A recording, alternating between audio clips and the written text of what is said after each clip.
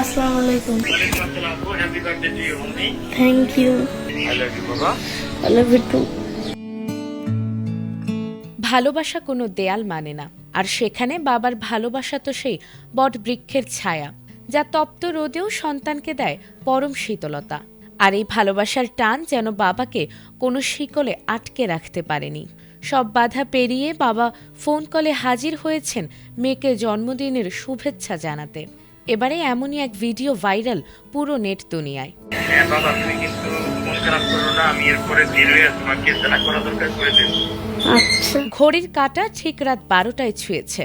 চারপাশে জন্মদিনের আলো, কেক, মোমবাতি, হাসির আয়োজন। এমন সময় অপরিচিত নম্বর থেকে হঠাৎ করে বেজে ওঠে একটি ফোন। ফোন ধরতেই ওপাশ থেকে ভেসে আসে সবচেয়ে পরিচিত কণ্ঠ, হ্যাপি বার্থডে মামুনি। এই এক বাক্যই বুঝিয়ে দেয় কণ্ঠটি বাবার। অথচ সেই বাবা এখন কারাগারের ভেতর 4 দেয়ালে বন্দী। তাদের জন্য দোয়া করো, কান্নাকাটি করবো না। আমার মেয়ে, তুমি এটা বুঝতে হবে। কারাগারের নিঃসঙ্গতা, অন্ধকার আর অপেক্ষার মাঝেও বাবা ভুলে যায়নি মেয়ের জন্মদিন।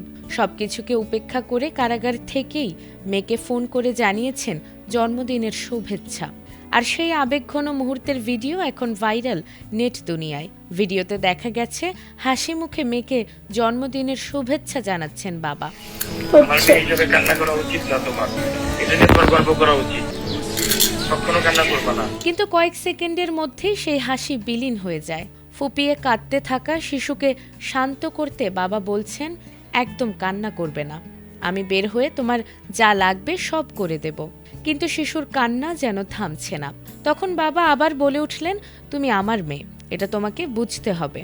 অসম্পূর্ণ এই বাক্যেই যেন আটকে থাকে হাজারো না বলা কষ্ট, অপরাধবোধ আর ভালোবাসা। হ্যাঁ বাবা, তুমি কিন্তু মন খারাপ করো না। আমি এরপরে ধীরে তোমাকে জানা করা দরকার করে দেবো।